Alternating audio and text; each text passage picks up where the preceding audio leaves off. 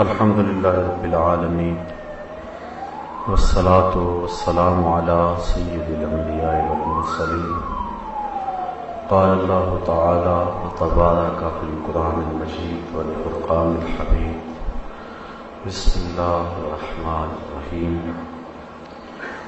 والضحی واللیل اذا سجی ما ودعک ربک وما قلی وَلَلْآخِرَةُ خَيْرٌ لَكَ مِنَ الْأُولَى وَلَسَوْفَ يُعْطِيكَ رَبُّكَ فَتَرْضَىٰ أَلَمْ يَجِدْكَ يَتِيمًا فَآوَىٰ وَوَجَدَكَ ضَالًّا فَهَدَىٰ وَوَجَدَكَ عَائِلًا فَأَغْنَىٰ فَأَمَّا الْيَتِيمَ فَلَا تَقْهَرْ وَأَمَّا السَّائِلَ فَلَا تَنْهَرْ وَأَمَّا بِنِعْمَةِ رَبِّكَ فَحَدِّثْ صدق اللہ مولانا العظیم وصدق رسولہ النبی الکریم الرؤوف الرحیم اللہم نور قلوبنا بالقرآن وزین اخلاقنا بالقرآن وادخلنا الجنة بالقرآن ونجنا من النار بالقرآن قال اللہ تعالی وتبارک فی شان حبیبہ مخبرا وآمرا ان اللہ وملائکتہ یصلون علی النبی یا ایھا الذین آمنوا صلوا علیہ وسلموا تسلیما الصلاۃ والسلام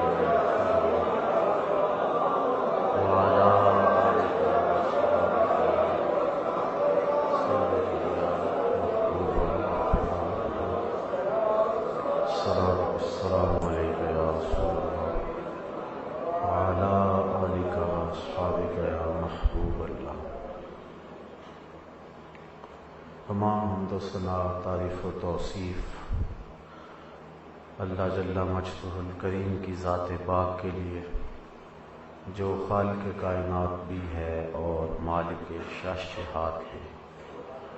اللہ جل وعلا کی حمد و ثنا کے بعد حضور نبی اکرم شفیع امم رسول محتشم نبی مکرم اللہ کے پیارے امت کے سہارے رب کے محبوب دانائے غیوب مالک رقاب امم فخر عرب و عجم والی کون و مکان سیاہ لا مکان سید انس و جان سرور لالا رخاں نیر تاباں سر نشین مہوشاں ماہ خوباں شہنشاہ حسینہ تتمہ دوراں سر خیل زہرہ جمالاں جلوہ صبح ازل نور ذات لم یزل باعث تکوین عالم فخر آدم و بنی آدم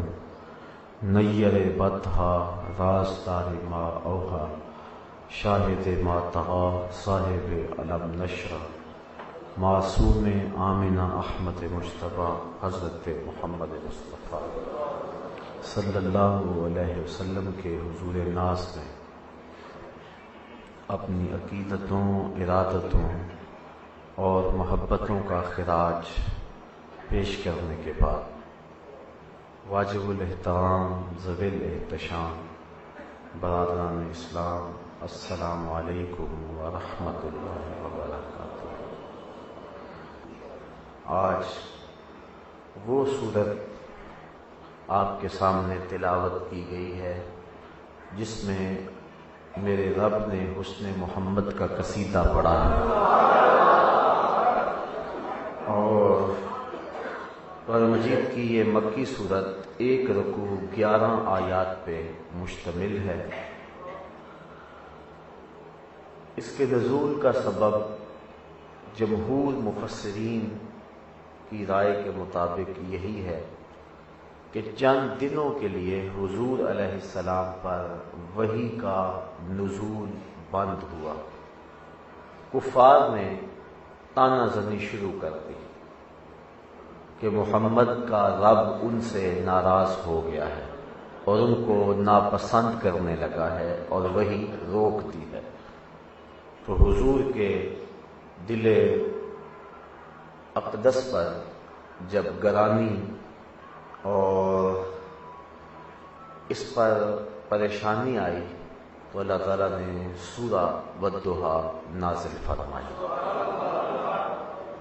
حضرت امام قرطبی لکھتے ہیں کہ جب یہ سورت نازل ہوئی وہ 40 دن کا وقفہ تھا یا اس سے کم و بیش، تو جبریل امین جب وحی لے کر کے حاضر ہوئے تو حضور نے ارشاد فرمایا، اے جبریل اتنی دیر تم نہیں آئے، تمہارا دل اداس نہیں ہوا تھا؟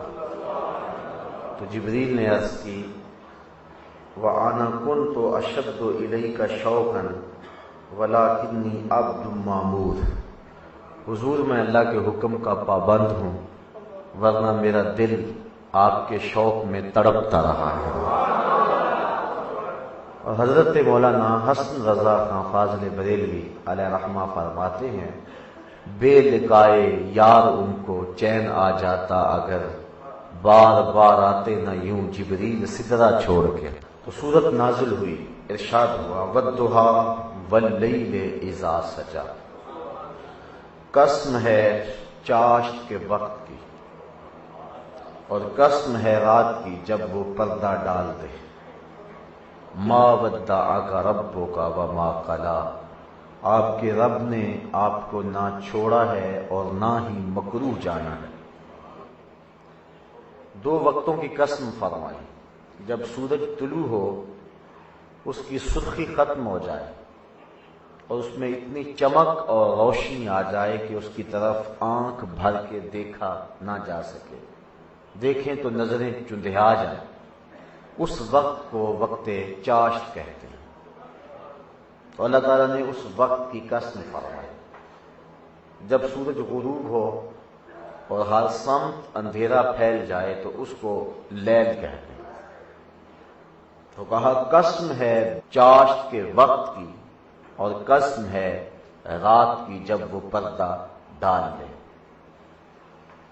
وہی آنے والے حسین دن کی بھی قسم، اور اگر کسی وجہ سے وہی نہیں آ رہی ہے تو فطرت کی ان راتوں کی بھی قسم، محبوب تیرے رب نے تجھے نہیں چھوڑا ہے۔ حضرت امام جعفر صادق رضی اللہ تعالی عنہ سے ایک قول مروی ہے، آپ فرماتے ہیں کہ ضحیٰ سے مراد دن ہے اور لیل سے مراد رات ہے، تو ضحیٰ سے مراد میلاد کا دن ہے اور لیل سے مراد معراج کی رات ہے۔ محبوب تیرے میلاد کے دن کی بھی قسم، تیرے معراج کی رات کی بھی قسم، تیرے رب نے تجھے نہیں چھوڑا ہے۔ اس پر مفسرین کے بہت سارے اقوال موجود ہیں، لیکن حضرت شاہ عبدالعزیز محدث دہلوی نے اس پر 5 قول بیان فرمائے ہیں، صرف ایک قول میں آپ کے سامنے رکھوں گا۔ آپ فرماتے ہیں ضحیٰ استعارہ ہے حضور کے چہرے سے اور لیل استعارہ ہے حضور کی زلفوں سے۔ تو گویا ارشاد فرمایا، محبوب چاشت کی طرح تیرے چمکتے ہوئے چہرے کی قسم اور شب دیجور کی طرح تیرے شانوں پہ لٹکتی زلفوں کی قسم، تیرے چہرے کی بھی قسم، تیری زلفوں کی بھی قسم، تیرے رب نے تجھے نہیں چھوڑا۔ اعلی حضرت بولے، جس کا حسن اللہ کو بھی بھا گیا، توجہ چاہوں گا آپ کی، جس کا حسن اللہ کو بھی بھا گیا، ایسے پیارے سے محبت کیجیے، حسینوں میں حسین ایسے کہ محبوب خدا ٹھہرے۔ میں اور آپ کتنے خوش نصیب ہیں، ہمارا محبوب وہ ہے جو خدا کا بھی محبوب ہے۔ گلیوں میں پھرنے والا آوارہ شخص ہمارا کوئی محبوب نہیں ہے۔ اپنا انداز زمانے سے جدا رکھتے ہیں، ہم تو محبوب بھی محبوب خدا رکھتے ہیں۔ وہ محبوب جس کے حسن کی قسم اللہ نے قرآن میں فرمایا، والضحیٰ تیرے چاشت کی طرح چمکتے ہوئے چہرے کی قسم، واللیل اذا سجا شب دیجور کی طرح تیرے شانوں پہ لٹکتی زلفوں کی قسم، تیرے چہرے کی بھی قسم، تیری زلفوں کی بھی قسم. گویا حسن محمد کی قسمیں اللہ فرما رہا ہے. ایسا حسین چہرہ، اذا سرا استنارا وجہہ، جب مسکراتے تو چہرے سے نور نکلتا تھا. اذا ضاحکا یتلالأ فی الجدر، جب حضور مسکراتے تھے سامنے والی دیواروں پر عکس پڑتا تھا. حضرت ابو ہریرہ رضی اللہ تعالیٰ عنہ فرماتے ہیں، بخاری شریف کی روایت ہے، کل قمر لیلۃ البدر لم ارا قبلہ ولا بعدہ مثلہ. کیا پوچھتے ہو، 14ویں رات کا چمکتا ہوا چاند تھے حضور. پھر کہتے نہیں حضور جیسا نہ پہلے دیکھا نہ بعد میں دیکھا. حضرت حسان بن ثابت بولے، دیکھتے کیسے؟ کسی ماں نے جنم دیا ہوتا تو دیکھتے. خدا نے وہ سچائی پن چھڑیا جدے وچ محمد نو ٹالیا. خدا نے حسینہ جمیلاں دا منہ موڑ دیتا، محمد بنا کے قلم توڑ دیتا. حضرت شیخ مجدد الف ثانی علیہ رحمہ فرماتے ہیں، مثلہ در عالم امکان متصور نیست، حضور کی مثل اس عالم امکان میں ممکن ہی نہیں ہے. اور یہ بات ذہن میں رکھیں، حضور علیہ السلام کو کائنات میں سب سے حسین ماننا یہ تقاضا ایمان ہے. یہ ایمان کا تقاضا ہے کہ سب سے حسین حضور کو مانا جائے. اور دوسری بات، حضور علیہ السلام کے حسن کا تذکرہ سن کر اہل ایمان کو قلبی مسرت ہوتی. اور علماء نے یہ بھی لکھا ہے، جو شخص حضور کے حسن کا قصیدہ پڑھے وہ لوگوں کے دلوں میں گھر بنا جاتا ہے. آج ہر شخص کی آرزو ہے کہ میں ہر دل عزیز ہو جاؤں، لوگ مجھ سے پیار کریں. آسان سا نسخہ ہے، حسن محمد کے قصیدے پڑھا کرو، لوگ تم سے پیار کریں گے. زمانہ تمہاری راہوں میں پلکیں بچھائے گا. وظیفہ کیا ہے؟ حسن محمد کی باتیں کیا کرو، لوگ تم سے پیار کریں گے. جو حضور کے حسن کا تذکرہ کرتا ہے لوگوں کا محبوب بن جاتا ہے، لوگ اس سے پیار کرتے ہیں. میں کبھی سوچتا ہوں اور اپنے اندر اتر کر کے دیکھتا ہوں تو مجھے شرم آتی ہے. من آنم کے من دانم، میں کیا ہوں، میری اوقات اور حیثیت کیا ہے. لوگوں کے محبتوں کے امٹتے ہوئے جذبات اور میرے ساتھ پیار کی کہانیاں، میں یقین جانو جب دیکھتا ہوں تو مجھے اپنے آپ سے شرمندگی ہوتی ہے کہ کیا میں اس قابل ہوں کہ لوگوں کے دل میں میرے لیے محبت کے یہ جذبے ہوں. لیکن پھر میں سوچتا ہوں یہ محبت میرے سے تو نہیں ہے، یہ تو صدقہ ہے حسن رسول کا. اور اس وجہ سے لوگ مجھ سے پیار کرتے ہیں نا. وہ کیا کسی نے کہا تھا کہ محمد کی وساطت سے محبت تیری میری ہے. یہی رشتہ ہے نا میرا اور آپ کا.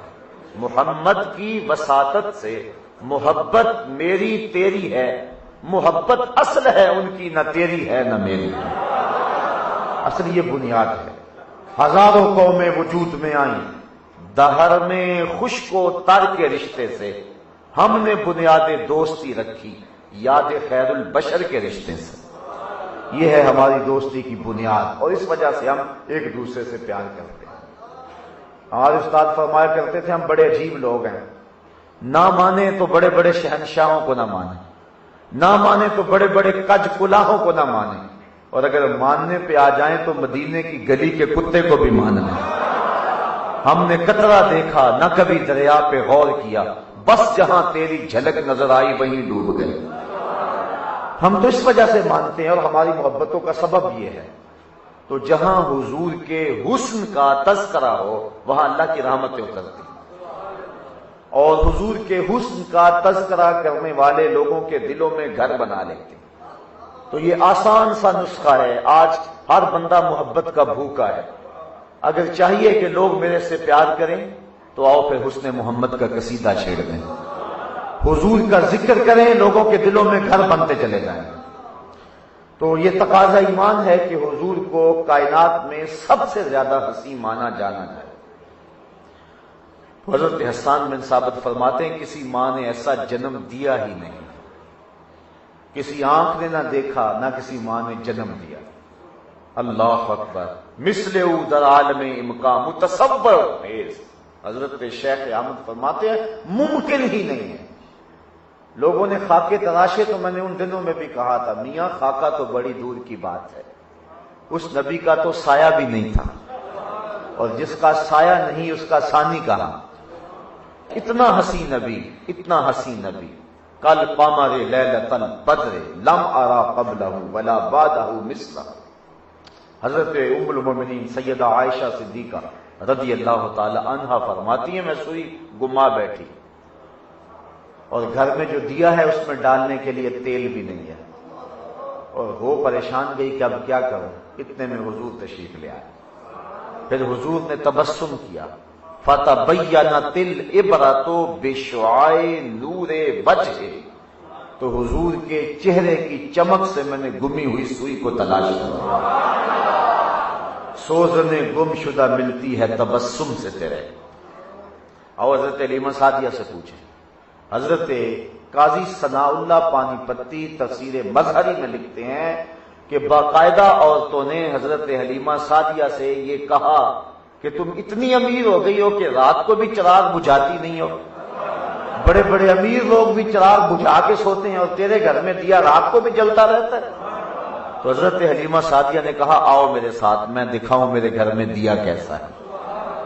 سب ہم جولیوں کو ساتھ لیا، حضور پالنے میں تھے، اشارہ کر کے کہا ما کننا نحتاج الی السراج من یوم اخذناہ، جب سے یہ پیارا ہمارے گھر میں آیا ہے نا مجھے دیے کی ضرورت ہی نہیں رہی، میں نے توڑ دیے ہیں سارے دیے جب سے یہ پیارا میرے گھر میں آیا ہے۔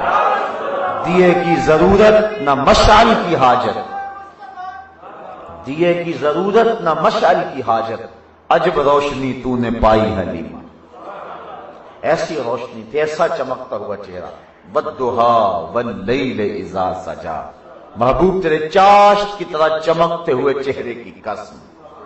امام زرقانی نے لکھا، حاکم نے مستدرک میں صحیحین کی شرط پہ لکھا، امام بخاری اور امام مسلم جس شرط سے حدیث لیتے ہیں انہی شرائط سے حضرت حاکم نے مستدرک کے اندر احادیث جمع کی ہیں۔ انہوں نے بھی اس بات کو لکھا اور بھی لوگوں نے لکھا۔ مدنی دور ہے، حضور ایک دن سیر کرتے کرتے باہر کسی وادی میں تشریف لے گئے، وہاں ایک قافلے نے پڑاؤ کیا ہوا تھا اور ان کے اونٹ وہاں چر رہے تھے۔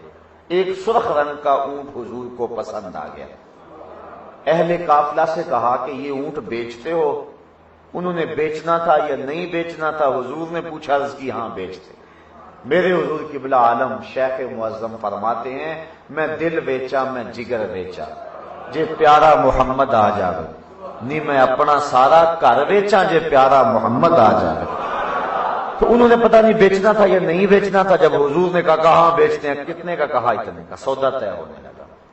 ایک جگہ پہ آ کے سودا طے ہو گیا۔ آقا کریم فرمایا میں کوئی تجارت کے لیے تو آیا نہیں تھا، میں تو آیا تھا سیر کے لیے، اچانک یہ اونٹ مجھے پسند آ گیا اور میں نے خرید لیا، اب یہ اونٹ تو مجھے دے دو نا، میں اپنے شہر میں جا کر اس کی قیمت تمہیں بھیج دیتا ہوں۔ انہوں نے کہا ٹھیک ہے۔ حضور نے اونٹ پکڑا اور شہر مدینہ کی طرف چل دیے۔ جب تک حضور نظر آتے رہے وہ حضور کی چال ہی دیکھتے رہے، اور جب نظروں سے اوجل ہو گئے تو دل پہ ہاتھ رکھ کے کھڑے ہو گئے۔ تھوڑی دیر کے بعد ایک دوسرے سے چے میں گوئیاں کرنے لگے، یار عجیب شخص ہو تم، ایک شخص آیا اور تم سے قیمتی اونٹ لے گیا اور ادھار لے گیا اور پتہ بھی نہیں بتا کے گیا، تم نے پوچھا بھی نہیں۔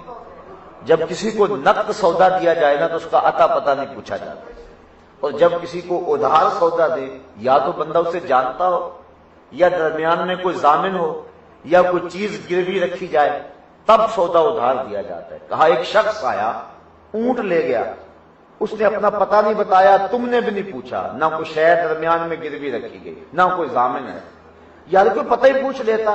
ایک بولا یار جب وہ بات کرتا تھا نا اس کے منہ سے پھول جھڑتے تھے، اذا تکلم رؤی کالنور یخرج من بین ثنایاہ، نور کی کرنیں چھن چھن کے نکلتی تھی۔ کہا میں تو اس منظر کو دیکھتا رہ گیا۔ دوسرا بولا جب مسکراتا تھا نا سامنے والے پہاڑوں پہ عکس پڑتا تھا، میں تو اس منظر کو دیکھتا رہ گیا۔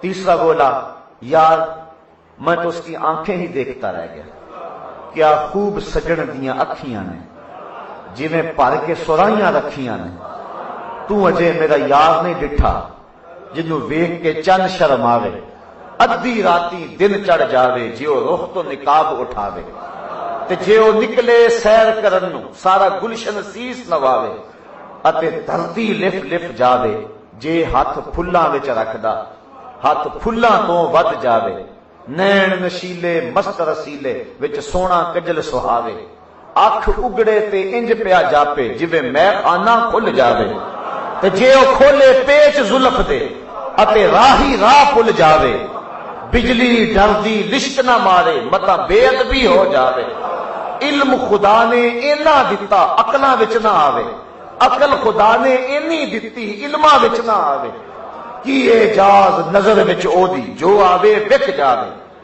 خلق او دے نے مولئی دنیا کوئی ورلا ہی جان بچاوے، توبہ توبہ حسن سجن دا چال نہ چلی جاوے، آزم ایڈا سونا ماہی سنو کدرے نظر نہ آوے۔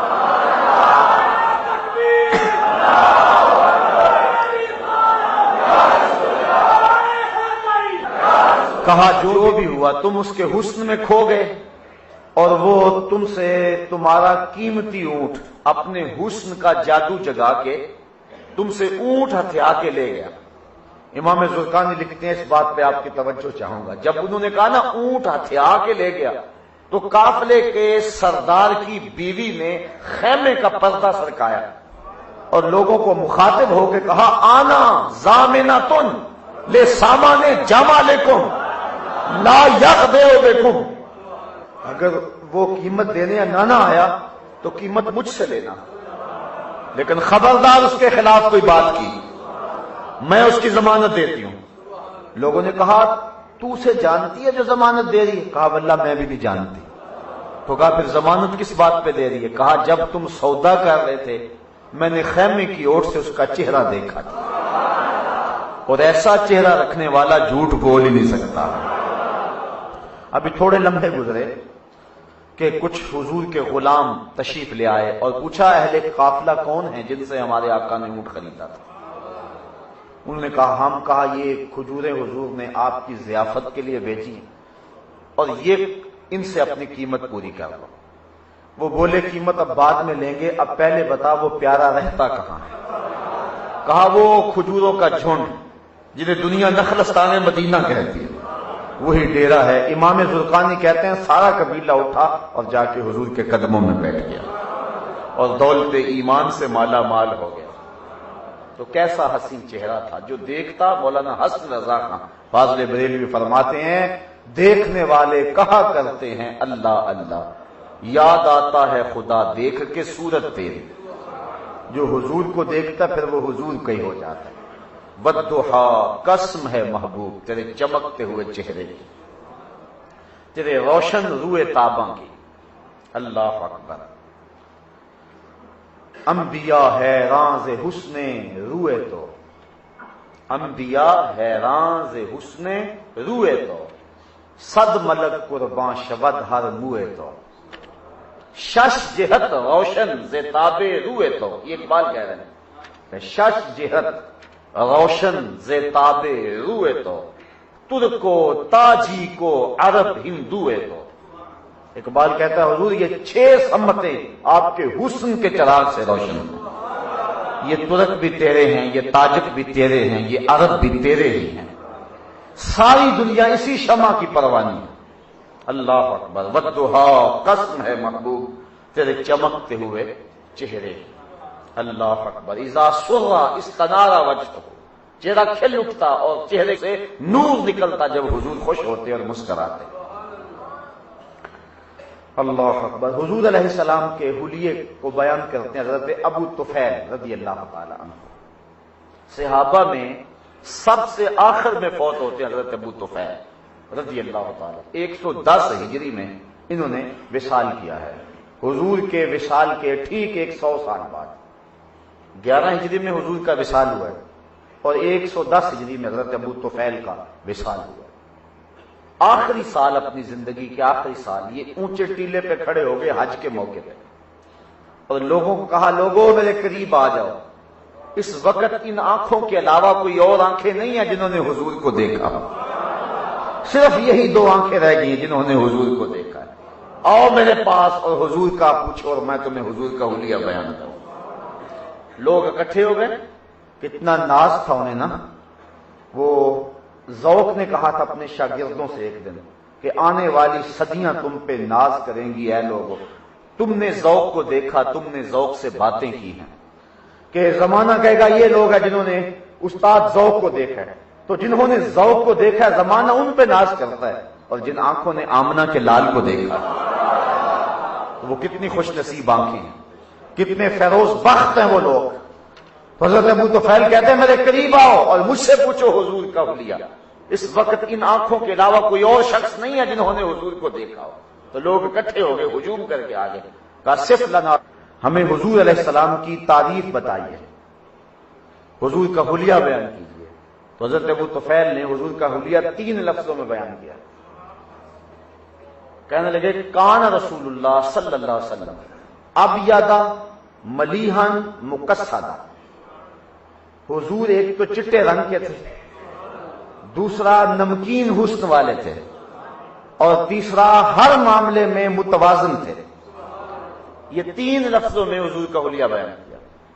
اچھا چلو آؤ ایک عورت سے حضور کا حلیہ پوچھتے ہیں. ایک بادیہ نشین عورت ہے اور اس کی فصاحت اور بلاغت کے 2 جملے آپ کے سامنے رکھنا چاہوں گا.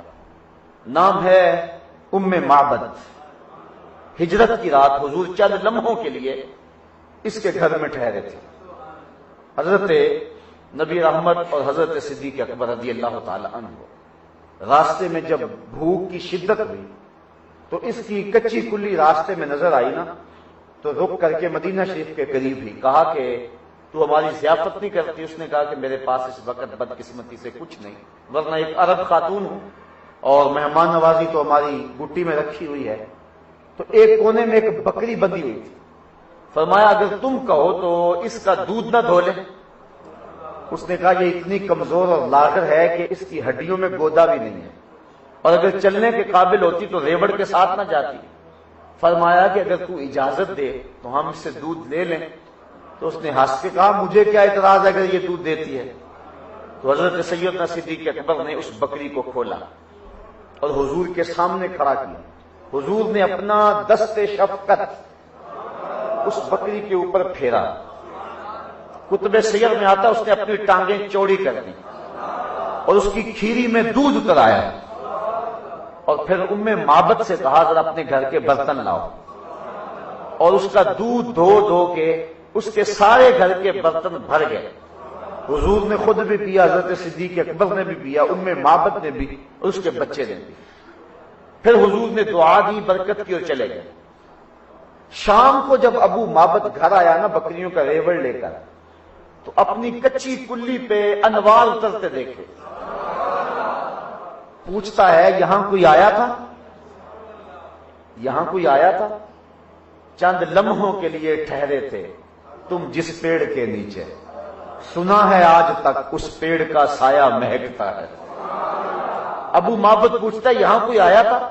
اب ام معبد کو حضور کا نام پوچھنے کا موقع نہیں ملا تھا، یاد نہیں رہا تھا میں نام ہی پوچھ لوں، لیکن اس نے اپنے طور پہ نام رکھ لیا.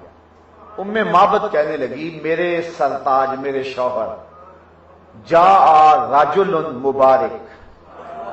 ہاں مبارک آیا تھا، ایک شخص آیا تھا برکت والا، اور وہ چند لمحوں کے لیے ٹھہرا ہے اور ہمیں مالا مال کر کے چلا گیا. اب روزانہ شام کو جب ابو معبد بکریاں لے کے آتا ہے، ام معبد کھانا پیش کرنے لگتی ہے، تو ابو معبد کہتا ہے کہ مجھے مبارک کی باتیں سناؤ. وہ بچہ بھی کبھی کبھی لقمہ دیتا ہے کہ امی اس مبارک نے یوں بکری کے اوپر ہاتھ پھیرا تھا. روزانہ ان کے گھر میں شام کو مبارک کی باتیں ہوتی. اگر اس کو سادہ لفظوں میں اس کا ترجمہ کر لیں، روزانہ ان کے گھر میں محفل میلاد ہوتی. وہ روزانہ جب آتا ہے تو کہتا ہے کہ مبارک کی باتیں سناؤ. اب پوچھتا ہے وہ مبارک کیسا تھا؟ میں ام معبد کے جو ہے وہ 2 لفظ آپ کے سامنے رکھنے لگا. ام معبد نے کہا کہ لیسا بالطویل ولا بالکثیر، قد کا لمبا نہیں تھا، پست قامت بھی نہیں تھا، جب چلتا تھا تو لگتا تھا اونچائی سے نیچے آ رہا ہو، سب کچھ اس نے بیان کیا حضور کا حلیہ، لیکن آخری 2 کلمے دنیا کے بڑے بڑے شاعروں کی شاعری اور فصاحتیں اور بلاغتیں اس کے 2 جملوں پہ قربان۔ اس نے کہا ابو مابن میں تجھے کیا بتاؤں کہ وہ مبارک کیسا تھا، بس میری یہ بات سن لو کہ جب وہ دور سے آ رہا تھا نا تو بڑا سونا لگتا تھا، اور جب قریب آ گیا تو اور سونا لگتا تھا۔ اللہ اکبر، غور کیجیے۔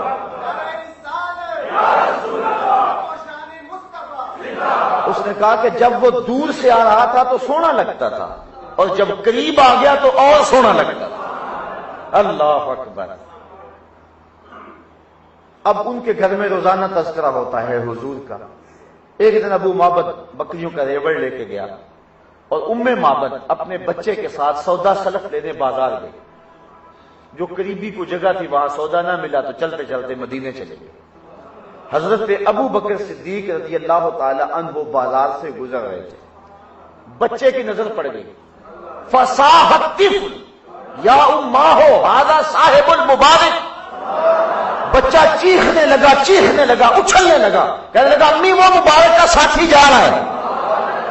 تو معبد آگے بڑھی اور حضرت ابو بکر صدیق کو کہنے لگی این المبارک، مبارک کہاں ہے؟ اب حضرت ابو بکر صدیق فرمانے لگے کون سا مبارک؟ کیونکہ انہوں نے نام تو خود ہی رکھا ہوا تھا۔ کہا کون سا مبارک؟ کہنے لگی وہ جس نے بکری کو ہاتھ پھیرا تھا۔ آپ سمجھ گئے یہ تو وہ والی عورت ہے۔ کہا آؤ تمہیں مبارک کے ڈیرے پہ لے چلے۔ حضور سینے مسجد میں بیٹھے تھے، تو حضور علیہ السلام کو جب دیکھا تو بچے نے کہا امی وہ دیکھو مبارک بیٹھا ہوا ہے۔ پھر حضور کے قدموں میں پہنچے، اسلام قبول کیا، واپس پلٹ آئے۔ جب شام کو ابو معبد گھر میں بکریوں کا ریوڑ لے کر آیا نا تو گھر کے اوپر پھر انوار اترتے دیکھے، اور معبد کے چہرے پہ پھر وہی نور دیکھا۔ پھر پوچھنے لگا آج مبارک پھر آیا تھا؟ کہا نہیں مبارک تو نہیں آیا تھا، ہم اسے مل آئے ہیں۔ کہا کہاں رہتا ہے؟ کہا جسے دنیا محمد کہتی ہے اسے ہم مبارک کہتے ہیں۔ حضرت عمر فاروق رضی اللہ تعالی عنہ کے دور میں ایک سال آیا تھا جس کا نام ہے عام الرماد۔ اس سال قحط پڑا تھا۔ حضرت معبد کے پاس وہ بکری عام الرماد تک زندہ رہی، اور اس دور تک وہ دودھ برابر دیتی رہی۔ اللہ اکبر۔ تو یہ ہے حضور کا حسن، دور سے بھی سونے لگے اور قریب آئے تو پھر بھی سونے لگے۔ یار جو قریب بیٹھے تھے انہوں نے کہا تھا کل قمر لیلۃ البدر، لیکن جو 1400 صدیوں کے فاصلے پر ہیں وہ بھی کہہ رہے ہیں مکھ چند بدر شاشانی، متھے چمک دی لاٹ نورانی، کالی زلفت اکھ مخمور اکھی ہند مدھ پری۔ جو قریب بیٹھے ہیں انہوں نے تو کہا تھا کل قمر لیلۃ البدر لم ارى قبلہ ولا بعدہ، لیکن جو 13 صدیوں کے فاصلے پہ کھڑے ہیں وہ بھی کہتے ہیں بل بل نے گل ان کو کہا، کمری نے سروے جاں فضا، حیرت نے جھنجھلا کر کہا یہ بھی نہیں وہ بھی نہیں، خورشید تھا کس زور پر کیا بھر کے چمکا تھا قمر، بے پردہ جب وہ رخ ہوا یہ بھی نہیں وہ بھی نہیں۔ تو فرمایا والضحا، قسم ہے محبوب تیرے چاشت کی طرح چمکتے ہوئے چہرے کی، واللیل اذا سجا، اور تیری زلفوں کی۔ اللہ اکبر۔ ما ودعک ربک وما قلی، حضور علیہ السلام کی جو مبارک زلفیں تھیں وہ بالکل نہ سیدھی تھی اور بالکل نہ ہی گنگریالی تھی، بلکہ تھوڑا سا خم تھا، اور آقا کریم علیہ السلام کی مبارک زلفیں نصف کان سے لے کر کندھوں تک مختلف جگہوں پر تھیں، کبھی کان کی لو کو چھوتی، کبھی نصف گردن تک، اور کبھی حضور کی مبارک زلفیں کندھوں کو چوم لیا کرتی۔ اللہ، اور پھر حضور بال کٹوا دیتے، زلفیں کٹوا دیتے تو نصف کان تک حضور زلفیں رکھتے، اور یہی مسنون ہے، اور حضور تیل لگایا کرتے ان زلفوں کو۔ فرمایا من کان لہ شعر فلیکرمہ، جو بال رکھے تو ان کو سنوار کر بھی رکھے۔ اور حضور ارشاد فرمایا ایک دن اپنے بال کو الگ کر کے جس نے میرے بالوں میں سے ایک بال کو اذیت دی اس پر جنت حرام ہے۔ اللہ اکبر۔ تو کہا والضحی واللیل اذا سجا ما ودعک ربک وما قلی، قسم ہے محبوب تیرے چہرے کی اور قسم ہے تیری زلفوں کی، تیرے رب نے تجھے نہیں چھوڑا اور نہ ہی ناپسند کیا ہے۔ اب ذرا تھوڑی سی آپ کی توجہ یہاں چاہوں گا، اور اگر آپ کا جمالیاتی ذوق آپ کا ساتھ دے تو واقعی جو قسمیں فرمائی گئی ہیں بعد والا مضمون جو ہے کیسی اس کی مطابقت ہے۔ کافروں نے کہا کہ ان کے رب نے انہیں چھوڑ دیا، اللہ کہتا ہے محبوب تیری زلفوں کی قسم، تیرے چہرے کی قسم، تجھے چھوڑنا تھا؟ ایسے حسینوں کو کون چھوڑتا ہے؟ محبوب تیری زلفوں کی قسم، تیرے چہرے کی قسم، تیرے رب نے نہ تجھے چھوڑا ہے اور نہ پسند کیا ہے۔ باقی کافر خوش ہوئے ہیں، چند دن وہی نہیں آئی تو آ محبوب تیری عظمتیں۔ وَلَلْآخِرَةُ خَيْرٌ لَكَ مِنَ الْأُولَىٰ، ہر آنے والی گھڑی تیری عظمتوں کے ڈنکے بجاتی چلی آئی۔ یہ تو اتنے سے خوش ہو گئے نا کہ 40 دن وہی نہیں آئی، لیکن محبوب دیکھ ہر آنے والی ساعت، ہر آنے والی گھڑی تیری رفعتوں اور عظمتوں کے ڈنکے بجاتی ہو جائے، ہر آنے والا لمحہ گزرے سے بہتر ہوگا۔ یہ میرے رب کا وعدہ ہے۔ ہر چیز کو فنا ہے اور ہر چیز نیچے جا رہی ہے، اقدار عالیہ فنائیت کی طرف جا رہے ہیں، عبادت کم ہوتی چلی جا رہی ہے، خلوص لٹتا چلا جا رہا ہے، وفائیں قصہ پارینہ بنتی چلی جا رہی ہیں، ہر شے نیچے کی طرف جا رہی ہے، لیکن ذکر رسول اوپر کی طرف جا رہا ہے۔ لوگ کہتے ہیں جو پچھلے سال تھا یا اس سال اس سے بھی زیادہ تھا، کہا یہ رب کا وعدہ ہے، ہر شے نیچے جائے گی لیکن ذکر رسول اوپر جائے گا۔ یہ میرے رب کا وعدہ ہے، قرآن میں وعدہ ہے۔ یہ تو 40 دن وہی نہیں آئے تو خوش ہو گئے اور کہنے لگے کہ اب چھوڑ دیا ہے رب نے۔ کہا نا محبوب تیرا رب تجھے چھوڑے گا نہیں، تیری عظمت کے ڈنکے بجتے رہیں گے، تیرے نام کے قصیدے لوگ پڑھتے رہیں گے، زمانہ تیرے قصیدے گاتا رہے گا۔ اور اعلی حضرت بولے فرش پہ تازہ چھیڑ چھاڑ، عرش پہ طرفہ دھوم دھام، کان جدھر لگائیے تیری ہی داستان۔ 1483 سال ہو گئے ہیں حضور کو دنیا پر تشریف لائے، 1483 سال، لیکن لگتا ہے جس طرح ان گلیوں سے کوئی کل ہی گزر کے گیا۔ زمین سے آسماں تک، آسماں سے لامکاں تک ہے، کہاں کھولے تھے گیسو یار نے، خوشبو کہاں تک ہے۔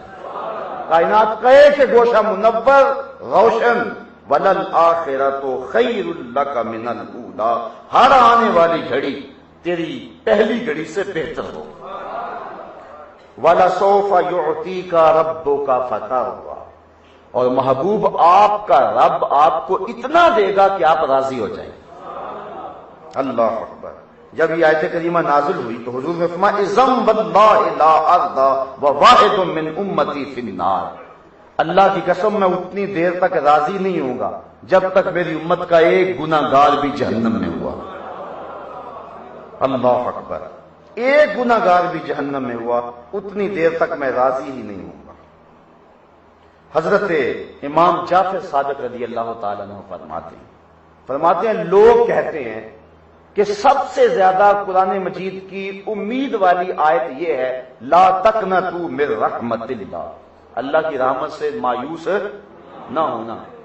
آپ فرماتے ہیں لوگوں کے نزدیک سب سے امید افزا اگر آیت ہے قرآن مجید کی تو وہ یہ ہے، لیکن فرماتے ہیں ہمارے اہل بیت کے ہاں قرآن مجید کی سب سے امید افزا اگر کوئی آیت ہے تو وہ یہ ہے وَلَسَوْفَ يُعْطِيكَ رَبُّكَ فَتَرْضَىٰ، اے محبوب اتنا دیں گے کہ آپ راضی ہو جائیں۔ اللہ حضور فرماتے ہیں کہ اللہ نے مجھے دو چیزوں میں ایک کو اختیار کرنے کا اختیار دیا، یا تو آپ کی آدھی امت کا حساب لیں گے اور آدھی امت بغیر حساب کے بخش دیں گے، یا تو یہ چیز قبول کر لو یا پھر حق شفاعت لے لو۔ حضور فرماتے ہیں میں نے حق شفاعت لے لیا، میں نے آدھی امت کی بخشش والا سودا نہیں کیا۔ گویا حضور شفاعت کا حق لے کر کے یہ بتا رہے ہیں کہ میں شفاعت کر کے ساری امت کو جنت میں لے کے جاؤں۔ وہ ایک نعت خواں پڑھ رہا تھا کہ وہ اپنا مقدمہ کبھی بھی ہار نہیں سکتا جس کے حضور وکیل ہوں، تو میں نے ٹوک دیا، میں نے کہا بات بظاہر تو بڑی خوبصورت ہے لیکن وکیل بمانا ایڈوکیٹ، میں نے کہا حضور ہمارے وکیل نہیں ہیں، ایک ہے وکیل بمانا نگہبان، اس معنی میں حضور ہمارے وکیل ہیں، لیکن وکیل بمانا ایڈوکیٹ اور تم مقدمے کی بات کر رہے ہو تو میں نے کہا اس معنی میں حضور ہمارے وکیل نہیں ہیں۔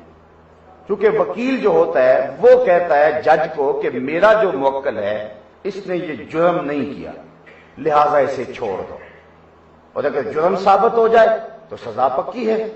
وکیل کہتا ہے میرے موکل نے جرم نہیں کیا لہذا اسے چھوڑو، لیکن حضور ہمارے وکیل نہیں، ہمارے شفیع ہیں۔ جو شفیع ہوتا ہے وہ کہتا ہے سب کچھ کیا ہے، میرا آنا دیکھ لیا جائے۔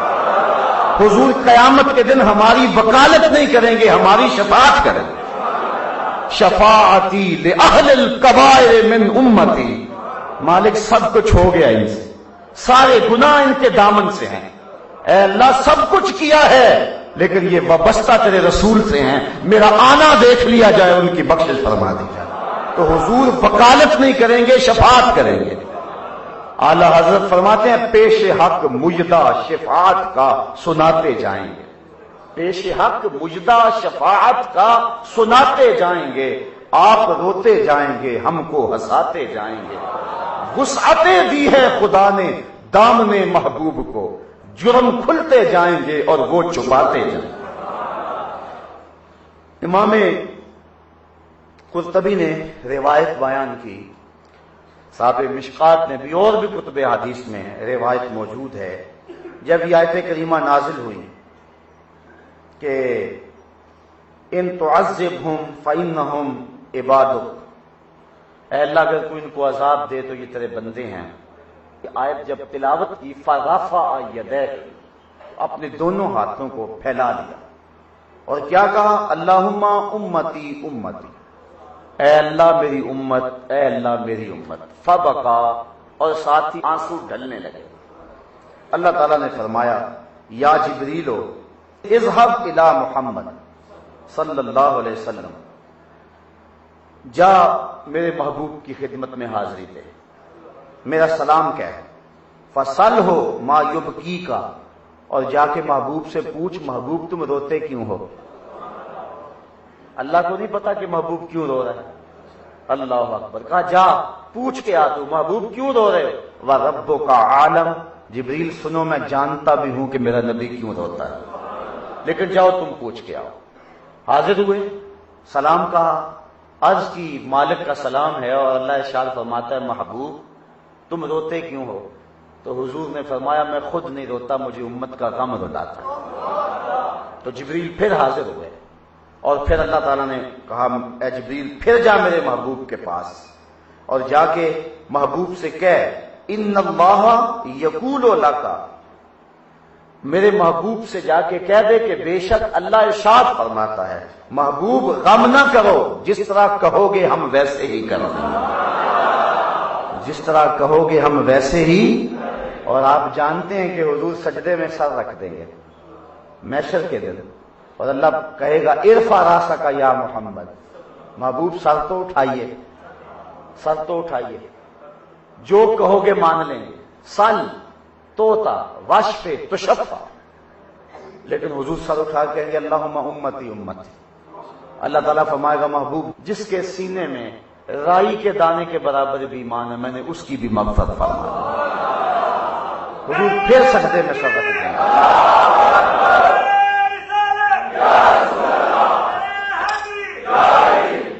پھر سجدے میں سر رکھ دیں گے، پھر اللہ تعالیٰ فرمائے گا محبوب اب کیا ہے؟ حضور پھر سر اٹھائیں گے، امتی امتی کہیں گے، تو اللہ فرمائے گا محبوب جس کے سینے میں رائی کے دانے سے بھی ایمان ہے میں اس کی بھی مغفرت فرما دوں۔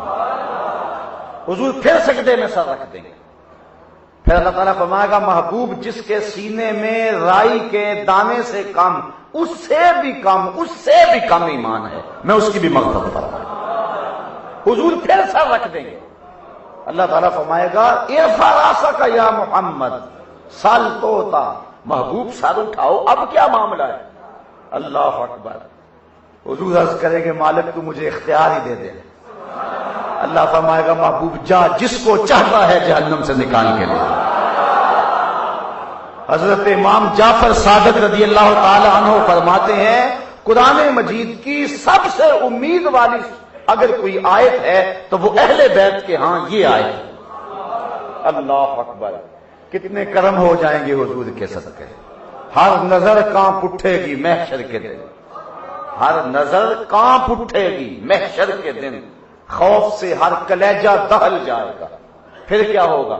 اوڑھ کر کالی کملی وہ آ جائیں گے، محشر کا نقشہ بدل جائے گا۔ اللہ اکبر! وہ تو رنگ ہی کوئی اور ہوگا نا، وہ تو کیفیت ہی کوئی اور ہوگا۔ تو فرمایا وَلَسَوْفَ يُعْطِيكَ رَبُّكَ فَتَرْضَىٰ، فترضیٰ کی گواہی ہے۔ مجھے ایک بڑی پرانی نعت یاد آ گئی، اسی آیت کو میں نے لکھی تھی۔ فترضیٰ کی گواہی ہے خدا تیری رضا چاہے، کسی نے پایا ہو یہ مرتبہ ہم نے نہیں دیکھا، حبیب دو سراسا دوسرا ہم نے نہیں دیکھا، جو پہنچا ہو سرے عرش اولا ہم نے نہیں دیکھا، تیری تو بات ہی کیا تو تو شاہ مرسلاں ٹھہرا، شہنشاہوں سے کم تیرا گدا ہم نے نہیں دیکھا، ہمیں تو ناز ہے اس پر کہ ہم تیرے ہی منگتے ہیں، کوئی بھی در تیرے در کے سوا ہم نے نہیں دیکھا، میں کھو جاؤں حشر کی بھیڑ میں تو آپ فرمائیں، ہمارے در کا ثاقب تھا گدا ہم نے نہیں دیکھا، فترضیٰ کی گواہی ہے خدا تیری رضا چاہے، کسی نے پایا ہو یہ مرتبہ ہم نے نہیں دیکھا۔ وَلَسَوْفَ يُعْطِيكَ رَبُّكَ فَتَرْضَىٰ أَلَمْ يَجِدْكَ يَتِيمًا فَآوَىٰ، اے محبوب ہم نے آپ کو یتیم پایا اور پھر ٹھکانہ دے دیا۔ اللہ اکبر! حضور کے والد اس وقت وصال کر گئے تھے جب حضور ابھی شکم مادر میں تھے۔ ابن حشام نے سیرت نبویہ میں لکھا ہے کہ فرشتوں نے عرض کی مالک تیرا محبوب جو مقصود کائنات ہے اس کا تو باپ فوت ہو گیا، تو اللہ تعالیٰ فرمایا تم کیوں پریشان ہو، آنا کافلہ و آنا حافظہ و آنا ناصرہ، اس کی کفالت بھی میں کروں گا، اس کی حفاظت بھی میں کروں گا، اس کی مدد بھی میں کروں گا۔ اور حضرت حلیمہ سعدیہ فرماتی ہیں عام بچہ 10 دنوں میں جتنی پرورش پاتا تھا حضور ایک دن میں اتنی پرورش پا جاتا، یہ اللہ تعالیٰ کی طرف سے کفالت ہو رہی تھی۔ ایک تو یہ مانا ہے ہم نے آپ کو یتیم پایا اور ٹھکانہ دے دیا، وہ اگر چاہے تو قطرے کو سمندر کر دے، وہ اگر چاہے تو یتیموں کو پیمبر کر دے، یہ اس کی مرضی ہے۔ دوسرا مانا یتیم کا، آپ نے کبھی مانگنے والوں کو دیکھا ہوگا کہ ہاتھ کے اندر ایک سیپ لی ہوتی ہے انہوں نے، جس کے اندر وہ اس کاسے کے اندر بہت کچھ ڈالتے ہیں، یہ 2 حصوں پہ مشتمل ہوتی ہے اور سمندر کی سطح پر یوں سیپ تیر رہی ہوتی ہے۔ جب بارش ہوتی ہے تو ابر نیساں کے قطرے اس سیپ میں پڑتے ہیں، اور جب اس میں پانی آتا ہے تو یہ قدرتی بند ہونا شروع ہو جاتی ہے، اور جب بند ہو جاتی ہے پھر تہے باہر میں چلی جاتی ہے۔ سینکڑوں سال سیپ اپنے اندر ابر نیساں کے ان قطروں کی تربیت کرتی ہے، پھر وہ پانی کے قطرے موتی بن جاتے ہیں، پھر وہ کبھی باہر آئیں تو وہ بڑے بیش قیمت موتی ہوتے ہیں۔ لیکن کبھی ایسا ہوتا ہے سیپ نے منہ کھولا، بارش کا ایک قطرہ ٹپکا، مطلع صاف ہو گیا، سیپ اپنی فطرت کے مطابق بند ہو گئے، اب سیپ کے دامن میں صرف ایک قطرہ ہے، اس ایک قطرے کو لے کر وہ تہ میں چلی جاتی ہے اور ساری صلاحیتیں اس ایک قطرے پہ لگا دیتی ہے، اور وہ جو موتی جب بنتا ہے وہ چمک میں، قیمت میں، آب و تاب میں، روشنی میں سب سے زیادہ قیمتی ہوتا ہے، اس موتی کو در یتیم کہتے ہیں۔ تو کہا محبوب ہم نے آپ کو وہ در یتیم پایا، فآبا، اور ٹھکانہ بھی دے دیا۔ بعض کا موتی ہوتا ہے لیکن موتی کسی اچھی جگہ پہ رکھا نہیں جاتا، محبوب اس موتی کے قدر کرنے والے عمر و ابو بکر تھے، عثمان و علی تھے، بلال حبشی تھے۔ اگر تو بیش قیمت موتی ہے تو محبوب جو تیرے قدر کرنے والے ہیں وہ بھی تو ہم نے کتنے باکمال لوگ تھے۔ الم یجدک یتیما فآویٰ، یہ مجازی اس کا معنی ہے جو امام قرطبی نے بیان کیا۔ ووجدک ضالا فہدیٰ، اور ہم نے آپ کو اپنی محبت میں از خود رفتہ پایا تو اپنی طرف راستہ عطا کر دیا۔ بہت سارے لوگ یہاں بھٹک گئے، بیٹھ گئے۔ کسی نے اس کا ترجمہ یہ کیا کہ ہم نے آپ کو گمراہ پایا، سو ہدایت دی۔ کسی نے کہا ہم نے آپ کو ناواقف راہ پایا، کوئی بولا ہم نے آپ کو بھٹکا ہوا پایا، کسی نے لکھا ہم نے آپ کو بہکا ہوا پایا۔ تراجم لے لیں آپ بازار سے، آپ کو یہ تراجم ملیں گے۔ لیکن اعلی حضرت نے جو اس کا ترجمہ کیا ہے وہ قرآن کی روح کے مطابق کیا ہے، جو کہ اللہ تعالیٰ قرآن میں ایک دوسرے مقام پہ فرماتا ہے ما دل صاحبکم، آپ کا جو آقا ہے وہ گمراہ کبھی بھی نہیں ہوا ہے۔ نبی بچپنے میں بھی نبی ہوتا ہے، لڑکپن میں بھی نبی ہوتا ہے، نبی جوانی میں بھی نبی ہوتا ہے، بڑھاپے میں بھی نبی ہوتا ہے۔ یہ نہیں ہے کہ کسی گناہگار شخص کو بعد میں نبوت کے منصب پہ بٹھا دیا جائے اور لوگ اس کے ماضی پہ تان کریں۔ اللہ نے جس کو نبوت کا تاج عطا کیا ہوتا ہے، اللہ اس کے بچپنے کی بھی، اس کے لڑکپن کی بھی، بلکہ اس کی نسل کی بھی اور اس کے آباء و اجداد، اس کے حسب و نسب کی بھی حفاظت کرتا ہے تاکہ میرے نبی پر کوئی تان کی انگلی نہ اٹھا سکے۔ تو اللہ کا نبی کسی دور کے اندر بھی گمراہ نہیں رہا ہوتا، یہ بات ذہن میں رکھے۔ اور اگر ایسا ہو تو پھر لوگ کہیں گے کہ کل آپ کیا کرتا رہا اور آج ہمیں عقل اور شعور دینے آ گیا ہے۔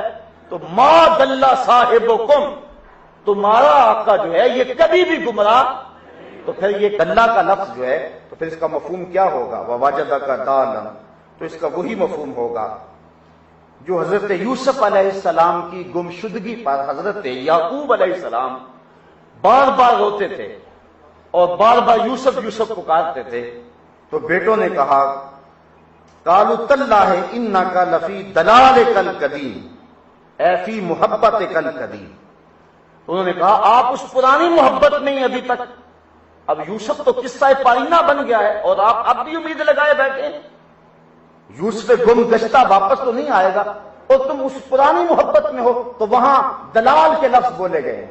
تو یہاں بھی اعلی حضرت نے قرآن مجید کا ترجمہ کرتے ہوئے پہلے قرآن سے دیکھیے کہ قرآن نے اس کا معنی اس لفظ کا کیا کیا، تو یہاں دلال کا معنی کیا ہے؟ محبت، اور اعلی حضرت نے اس کا یہی ترجمہ کیا محبوب ہم نے آپ کو اپنی محبت میں از خود رفتہ پایا، اس قدر محبت میں تم آگے بڑھے ہوئے تھے، پھر ہم نے تمہیں راستہ عطا فرما دیا اور اپنے قرب کی دولت عطا کر دی۔ یہ ہے مفہوم وَوَجَدَكَ ضَالًّا فَہَدَىٰ۔ ویسے امام صدی سے روایت ہے، وہ فرماتے ہیں وَوَجَدَكَ ضَالًّا اے فی قوم ضلال فہداہم اللہ بک، یعنی ہم نے آپ کو گمراہ قوم میں پایا اور آپ کے صدقے سے ان کو ہدایت عطا فرمائی۔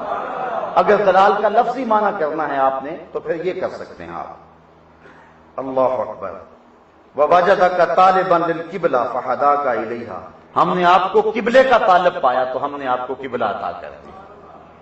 بڑے معنی اس کے یہاں بیان فرمائے گئے ہیں، طلب کے معنی میں بھی ہے، تحیر کے معنی میں بھی ہے، اور عرب میں اکیلا درخت جو جنگلوں میں کھڑا ہوتا اور لوگ جب راستہ بھول جاتے تو اس درخت کے پاس آ کے پھر سمت متعین کرتے، اس کو بھی عربی میں دال کہتے۔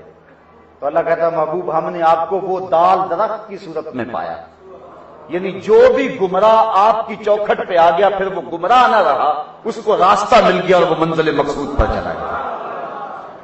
اللہ اکبر۔ وَوَجَدَكَ ضَالًّا فَهَدَىٰ وَوَجَدَكَ عَائِلًا فَأَغْنَىٰ، اور ہم نے آپ کو کنگال پایا اور غنی کر دیا۔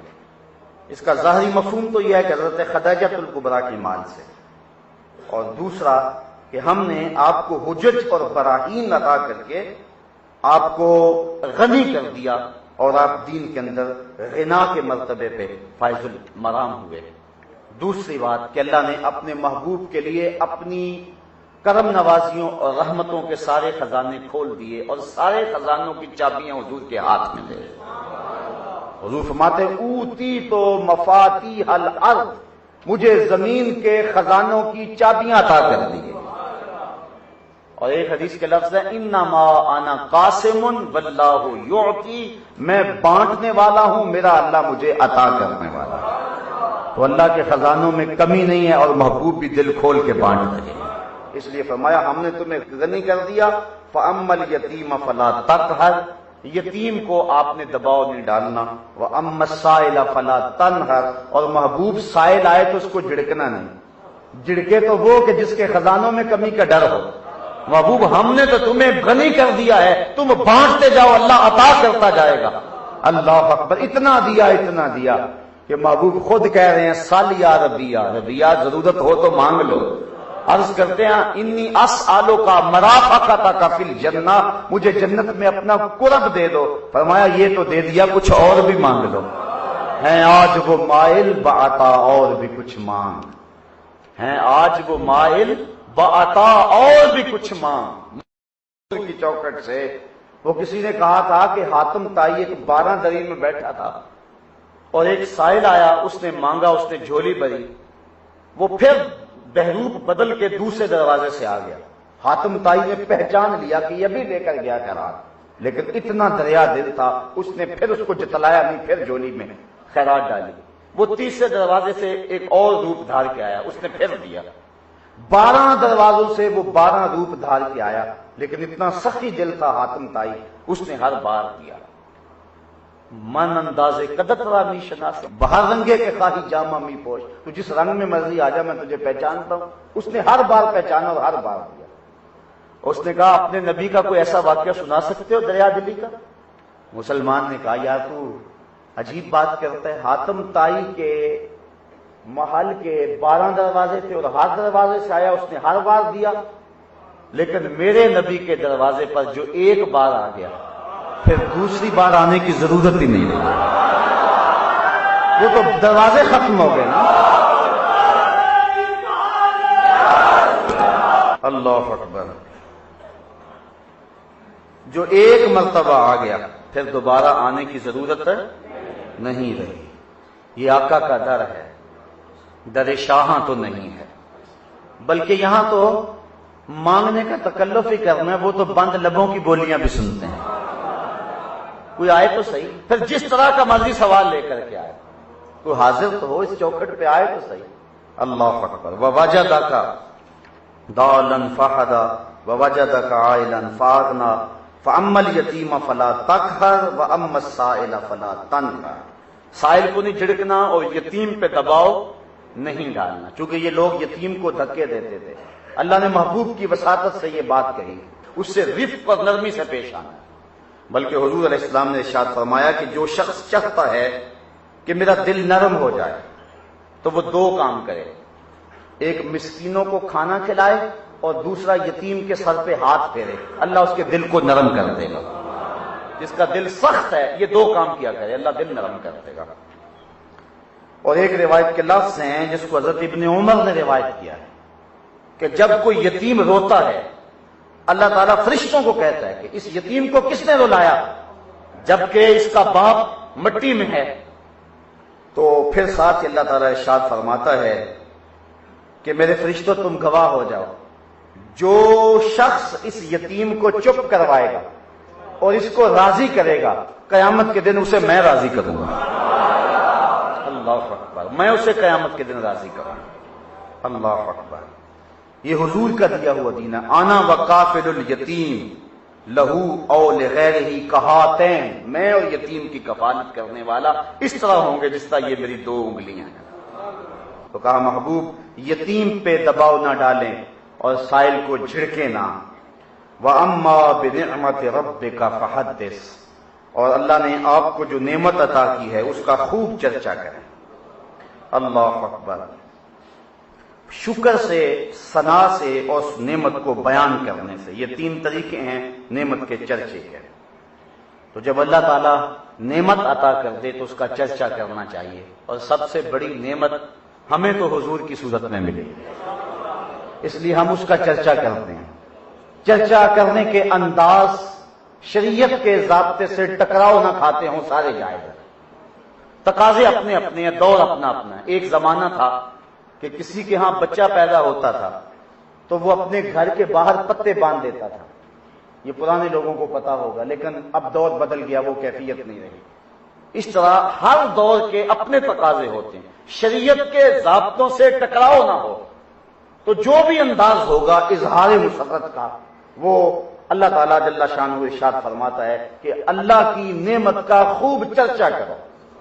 تو حضور محمد نعمت اللہ، محمد اللہ کی نعمت ہے، یہ بخاری شریف کے لفظ پڑھ رہا ہوں، اور حضرت حسان بن ثابت کے لفظ بھی سنیے، وہ کہتے ہیں منا علینا ربنا ام بعث فینا محمدا، اللہ نے ہمارے اوپر احسان کیا ہے کہ محمد عربی عطا فرما دیا۔ خدا کی قسم ایک دن کا محفل میلاد کیا، ساری زندگی بھی محفل میلاد میں گزار دیں پھر بھی حق کے شکر ادا نہ ہو۔ اتنا بڑا کرم ہوا ہے حضور۔ اور صحابہ نے بھی کیا کہا، طلع البدر علینا من ثنیۃ الوداع وجب الشکر علیہ ما دعا للہ داعی۔ کیسا حسن تھا، کیسی مسرتیں تھی۔ جب حضور مدینے میں داخل ہوئے، تفرق الغلمان والولدان فی الطرق ینادون یا محمد آہو یا رسول اللہ۔ بچے بوڑھے جوان گلیوں میں پھیل گئے اور حضور کو دیکھ کر نعرہ کیا لگاتے تھے، یا محمد یا رسول اللہ۔ اور امام صالحی سبل الہدا والرشاد کے اندر فرماتے ہیں وہ حضور کو دیکھ کے نعرہ لگاتے تھے، جاء محمد جاء رسول اللہ، جاء محمد۔ میں کہتا ہوں نعرے لگائیں، اگر موجودہ نعروں سے کسی کو اختلاف ہے چھوڑ دیں ان کو، لیکن جو صحابہ نے لگائے تھے وہی لگا لیں، جاء محمد جاء رسول اللہ۔ کیسا خوبصورت نعرہ ہے۔ میرا ذوق ہے آج میرے ساتھ یہ نعرہ لگا لیں آپ۔ میں کہوں گا جاء محمد، آپ کہیں گے جاء رسول اللہ، لیکن تصور میں چلے جانا مدینے کی گلیوں میں۔ اللہ اکبر۔